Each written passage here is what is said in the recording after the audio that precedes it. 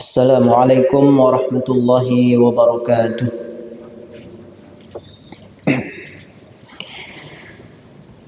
Innal hamdalillah nahmaduhu wa nasta'inuhu wa nastaghfiruh wa na'udzu billahi min shururi anfusina wa min sayyiati a'malina. Man yahdihillahu fala mudilla lahu wa man yudlil fala hadiya lahu. Asyhadu an la ilaha illallah wahdahu la syarika lah wa asyhadu anna Muhammadan abduhu wa rasuluhu la nabiyya wa la rasula ba'dah. Qala rabbi shrah li sadri wa yassir li amri wahlul 'uqdatam min lisani yafqahu qawli. Subhanaka la ilma lana illa ma 'allamtana innaka antal alimul hakim wa la haula wa la quwwata illa billahil aliyyil 'azim. أما بعد فإن أصدق الحديث كتاب الله وخير الهدي هدي محمد صلى الله عليه وسلم وشر الأمور محدثاتها وكل محدثة بدعة وكل بدعة ضلالة وفي رواية وكل ضلالة في النار. Bapak-bapakku sekalian yang dirahmati Allah Subhanahu wa taala, puji syukur kepada Allah yang masih memberikan kepada kita rahmat, hidayah serta taufik berupa nikmat kesehatan dan kesempatan sehingga pada pagi ini kita masih dapat melaksanakan salah satu kebutuhan dan kewajiban kita, yakni salat subuh secara berjamaah, yang mudah-mudahan Allah Subhanahu wa taala menerima segala amal ibadah yang kita lakukan. Baik, pada pagi ini insyaallah kita akan bersama-sama mengkaji isi dari kitab Nasaihul Ibad fi bayani al-fadhi munabbihatin 'ala al-isti'dadi li yaumil ma'ad. Nasihat-nasihat hamba, peringatan untuk segera bersiap-siap dalam menghadapi hari akhirat. Baik, pada pagi ini kita akan memasuki kepada nasihat yang ke-8 dari bab As-Subai. Qala al-musannif rahimahullahu ta'ala anhu wa nafa'ana bi'ulumihi fid darain.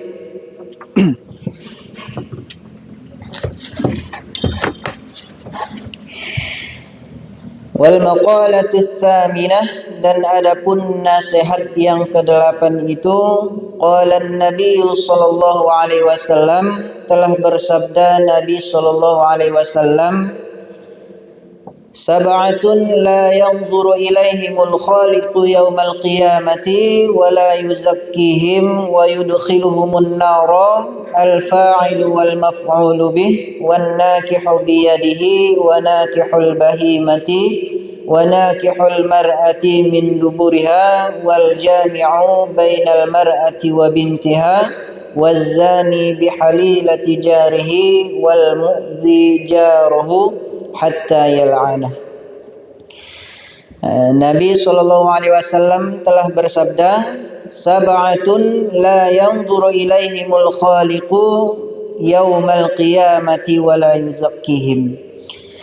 Ada 7 golongan yang Allah Subhanahu wa taala tidak melihat kepada mereka binadhrir rahmati, yaitu dengan tatapan kasih sayang.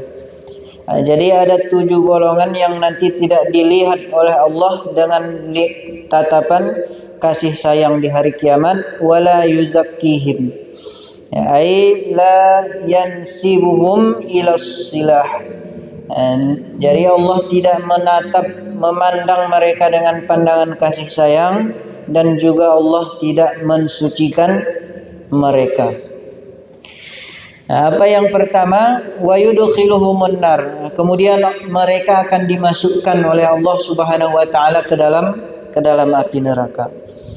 Yang pertama adalah al-fa'ilu wal maf'ulu bih. Jadi pelaku dan juga yang dikenai. Maksudnya di sini adalah kaumnya Nabi Lut. homoseksual. Jadi al-fa'ilu wal maf'ulu bih, baik itu yang melakukan, yang dalam ceritanya sebagai suami, dan juga maf'ul yang dikenai perilaku, atau yang biasanya disebut laki-laki sebagai istri. Jadi laki-laki suka sama laki-laki, maka kedua ini tidak akan dipandang oleh Allah Subhanahu wa taala dan tidak akan disucikan dan dimasukkan ke dalam api neraka. Ini termasuk dalam 7 dosa besar yang sudah kita bahas. Jadi al-luwatatun, kaumnya Nabi Lut, perbuatan kaum Nabi Lut. Baik itu laki-laki suka sama laki-laki atau perempuan suka sama perempuan. Al-fa'ilu wal maf'ulu bih, pelaku dan juga yang dikenai perlakuan. Ruya annahu sallallahu alaihi wasallam qala, diriwayatkan bahwasanya Nabi sallallahu alaihi wasallam bersabda, idza atar rajulur rajula fahuma zaniyani wa idza atatil mar'atul mar'ata fahuma zaniyatani. Nabi sallallahu alaihi wasallam bersabda di dalam hadis lain, ketika laki-laki mendatangi laki-laki, maka mereka berdua telah berzina. Maka mereka berdua disebut pezina. Dan ketika perempuan mendatangi perempuan, maka mereka berdua juga disebut pezina. Jadi kalau sekarang sebutannya LGBT, lesbian, gay, biseksual. Jadi ini merupakan salah satu tanda kalau zaman ini mau berakhir, akhir-akhir zaman. Jadi kembali ke zaman jahiliyah, bahkan lebih jahiliyah daripada jahiliyah. Laki-laki suka sama laki-laki, perempuan suka sama perempuan. Innakum lata'tunar rijala syahwatan min dunin nisa bal antum qaumum musrifun. Di dalam Quran surah Al-A'raf, Nabi Lut mengatakan kepada kaumnya, sungguh kalian mendatangi laki-laki dengan syahwat selain perempuan. Laki-laki mendatangi laki-laki, bukan laki-laki mendatangi perempuan. Laki-laki mendatangi laki-laki dengan syahwat, tanpa perempuan. Bal antum qaumun musrifun, maka kalian itu sudah melampaui batas. Jadi yang pertama yang tidak akan dipandang oleh Allah dengan pandangan kasih sayang dan tidak disucikan dan dimasukkan ke dalam api neraka, yang pertama adalah pelaku homoseksual, baik laki-laki maupun perempuan. Kemudian yang kedua, wan nakihu biyadihi, dan orang yang menikahi tangannya, wahwal mustamni, dan adalah dia itu orang yang melakukan onani. Jadi yang kedua yang tidak akan dipandang oleh Allah Subhanahu wa taala dengan tatapan kasih sayang dan dimasukkan ke dalam api neraka, yang kedua adalah laki-laki yang suka menikahi tangannya. Ini namanya bodoh. Jadi perbuatan bodoh. Yang ketiga adalah wanakihul bahimati, dan orang yang menikahi hewan, orang yang mengumpuli binatang. Kal farasi wal atani, seperti kuda dan juga keledai. Ini contohnya kuda dan keledai. Bisa binatang yang lain. Contoh yang diberikan di sini adalah kuda dan keledai. Jadi ini bodoh di atas bodoh, perbuatan bodoh di atas bodoh. Dia mengumpuli, mendatangi binatang. Ini yang tidak akan dipandang oleh Allah Subhanahu wa taala dan dimasukkan ke dalam api neraka. Bayangkan orang yang punya binatang ternak itu namanya orang yang mampu, punya hewan ternak. Ya kenapa enggak dijual hewan ternaknya kemudian menikah? Kenapa hewan ternaknya enggak dijadikan sebagai mahar dan lain sebagainya? Ini malah mendatangi hewan binatang. Ya, ini namanya perbuatan bodoh di atas bodoh, lebih jahiliyah lagi. Kemudian yang keempat, wa nakihul mar'ati min duburiha, dan mendatangi istrinya dari duburnya. Ini salah satu zina. Ketika laki-laki mendatangi istrinya itu dari duburnya, maka dikatakan istrinya itu sebagai pelaku homoseksual. Jadi tujuannya itu adalah menanam benih, bukan mengeluarkan benih. Jadi mendatangi istri itu bukan dari duburnya.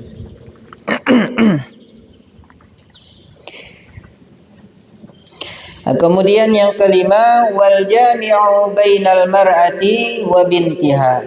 Kemudian yang kelima adalah orang yang mengumpulkan antara istrinya dan juga anak dari istrinya. Sudah menikahi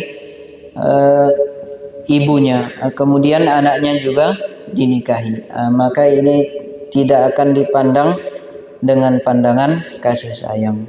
Syaratnya istrinya itu sudah digauli, sudah dikumpuli. Jadi nikah dengan janda misal, kemudian janda ini sudah sempat dikumpuli, sudah sempat digauli, anaknya janda ini datang, kemudian anaknya ini juga dinikahi, maka ini termasuk perbuatan dosa. Ini dilarang. Maka orang ini tidak akan dipandang dan tidak disucikan oleh Allah dan dimasukkan ke dalam api neraka. Fil wad'i bil milki au bi ghairihi, dalam mengumpuli baik itu budak karena itu budak maupun selain budak. Tadi contohnya nikahi janda, punya anak, atau nikahi budak karena status budak, kemudian budak itu punya anak juga, itu sama. Kemudian yang keenam, wazani bihalilati jarihi, dan orang yang berzina dengan kekasih atau istri tetangganya. Ini termasuk kepada 7 dosa besar yang sudah kita bahas. Jadi ketika suami dari tetangganya itu keluar fisabilillah, jihad fisabilillah, mencari nafkah, orang yang keluar memperjuangkan anak, istri atau kedua orang tuanya, atau memperjuangkan dirinya sendiri, maka orang itu fisabilillah. Suaminya lagi keluar, lagi kerja, memperjuangkan keluarganya, dia yang seharusnya menjaga dan melindungi dari bahaya, justru dia menjadi bahaya itu sendiri. Maka orang ini tidak akan dipandang dan disucikan oleh Allah pada hari kiamat, dan akan dimasukkan ke dalam api neraka. Kemudian yang ketujuh, wal mu'dzi jaruhu, dan orang yang menyakiti dan orang yang mengganggu tetangganya, bil qauli wal fi'li, baik dengan perkataan maupun perbuatan, hatta yal'anahu, sampai tetangganya itu melaknatnya, sampai keluar kata-kata laknat atau doa yang tidak baik dari tetangganya terhadapnya. Tetangganya lagi sakit, atau anak tetangganya lagi sakit, dia justru ribut, berisik di sebelah, atau perbuatan-perbuatan lain yang mengganggu tetangga, yang menyakiti tetangga, sampai tetangganya itu mengumpat, maka orang ini termasuk orang yang akan masuk ke dalam neraka dan tidak dipandang dengan pandangan kasih sayang. Wal maqalatut tasi'ah, dan adapun nasihat yang kesembilan, qala Nabi sallallahu alaihi wasallam, Nabi sallallahu alaihi wasallam telah bersabda, asy-syuhada'u sab'atun siwal maqtuli fi sabilillah. Nabi sallallahu alaihi wasallam bersabda, syahid, orang yang syahid itu ada 7, siwal maqtuli fi sabilillah, kecuali orang yang selain dari orang yang terbunuh di jalan Allah. Jadi ada 7 golongan yang disebut syahid selain orang yang mati perang di jalan Allah. Hadis ini sebetulnya panjang, tapi di sini disebut isi atau inti dari hadisnya. Jadi ketika itu sahabat Rasulullah Sallallahu Alaihi Wasallam sedang sakit, maka ini termasuk penghibur kepada sahabat itu. Jadi sedang sakit, maka Rasul mengeluarkan hadis ini. Syahid itu selain yang terbunuh di jalan Allah ada 7. Yang pertama, al-mabtunu, orang yang sakit perut. Orang yang bisa disebut syahid itu ada 7. Yang pertama, al-mabtunu syahidun, orang yang mengalami sakit perut kemudian wafat, maka dia bisa disebut syahid. Ai alladzi yamutu bida'il batni kastisqai wa qaulan jin, yaitu orang yang mati, yang wafat dengan sakit perut atau seperti diare, sakit dalam. Jadi di dalam hadisnya yang panjang itu ada yang perlu digarisbawahi. Jadi dengan semua cobaan ini dia harus ridho dan sabar kepada Allah. Yang keluar dari mulutnya itu adalah innalillahi wa inna ilaihi raji'un. Jadi segala musibah yang datang kepada kita itu, sampai tali sepatunya lepas pun atau sandalnya putus, yang kita ucapkan adalah innalillahi wa inna ilaihi raji'un. Jadi orang yang sakit perut kemudian dia wafat, dia ridho, dia menerima takdir yang tadi diberikan, kemudian dia wafat, maka orang ini bisa disebut syahid, dengan syarat dia ridho. Jadi musibah yang datang dia terima, dia sabar, dengan kesabaran dan keriduannya itulah dosa-dosanya bisa berguguran. Kemudian yang kedua, wal ghariqu syahidun, dan orang yang tenggelam, orang yang hanyut tenggelam juga bisa disebut orang yang syahid. Wa huwal ladzi yamutu fil ma'i bisababihi, dan adalah orang yang tenggelam itu yang wafat, yang meninggal di dalam air dengan sebab. Wa sahibu dzatil jambi wa huwa waramun harrun ya'ridu fil ghisha'i al mustabtinu lil adla'i syahidun.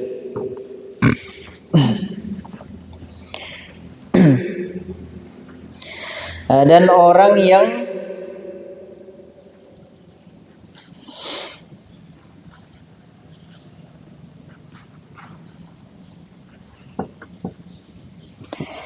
wal mabtu'u wal mat'unu syahidun, dan orang yang kena wabah menular, dan orang yang kena wabah penyakit menular, ai alladzi yamutu fit ta'uni syahidun, yaitu orang yang mati dalam keadaan kena wabah penyakit, itu disebut syahid. Wal hariqu syahidun, dan orang yang terbakar, orang yang terbakar juga syahid. Wa huwal ladzi yahtariqu fin nari fayamutu, dan adalah dia itu orang yang terbakar di dalam api kemudian dia dia wafat. Wal mayyitu tahtal hadami, dan orang yang mati karena tertimpa robohan. Syahidun, orang ini syahid. Hadza wal ghariqu idza lam yafirra bi anfusihima wa lam yuhmila tahadduri fa in farrata fit tahadduri hatta asabahuma dzalika fahuma asiyani. Jadi ada syarat. Di sini disebutkan hadza, yaitu orang yang meninggal karena kena robohan, wal ghariqu, dan orang yang tenggelam. Syaratnya adalah idza lam yafirra bi anfusihima wa lam yuhmilat tahadzur. Jadi orang ini tidak berlari untuk menyelamatkan diri mereka, dan juga mereka tidak lalai dalam kehati-hatian. Ada orang yang meninggal karena robohan karena lalai dalam kehati-hatian. Orang yang tenggelam karena lalai, mengabaikan kehati-hatian, keselamatan. Udah tahu air besar, udah tahu banjir besar, banjir bandang, ditantang ke tengah sungai. Ini namanya lalai, mengabaikan keselamatan. Atau lagi banjir, kemudian datang pertolongan, kemudian dia bilang Allah akan menolongku. Kemudian yang memberi pertolongan pergi, itu namanya dia lalai dari kehati-hatian. Itu syarat.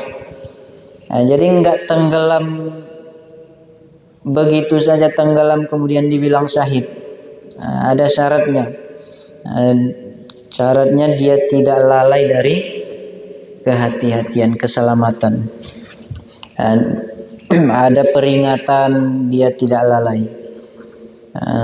Kalau di pantai misalnya, udah ada peringatan, jangan main terlalu ke tengah. Ditantang main berenang ke tengah, dibawa ombak. Itu namanya lalai dari keselamatan. Menantang maut. Itu yang tidak disebut orang syahid, tenggelam syahid. Yang disebut tenggelam syahid itu udah ikhtiar. Semuanya itu udah harus ikhtiar.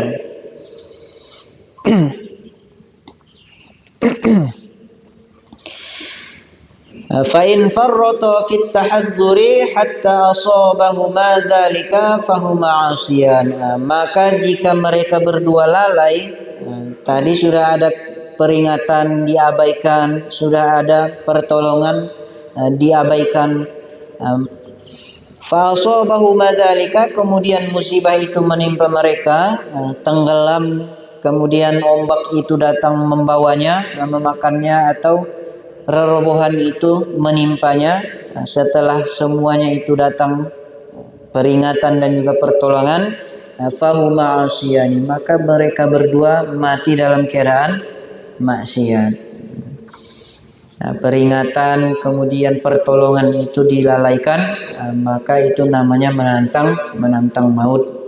Maka mati dalam keadaan maksiat. Kemudian yang ketujuh, wal mar'atul lati matat 'anil wiladati syahidun. Perempuan yang meninggal ketika melahirkan atau sesudah melahirkan, syahidun, maka perempuan ini syahid. Jadi perempuan yang setelah melahirkan atau ketika melahirkan kemudian wafat, meninggal, maka ganjarannya adalah surga. Orang ini disebut syahid. Sawaun alqat waladaha amla, baik anaknya itu sudah lahir atau belum. Artinya ketika melahirkan atau setelah melahirkan. Maka ketika perempuan ini meninggal, maka dia disebut syahid.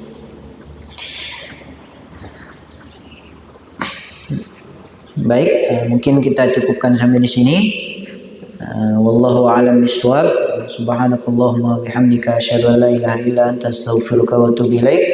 Assalamualaikum warahmatullahi wabarakatuh.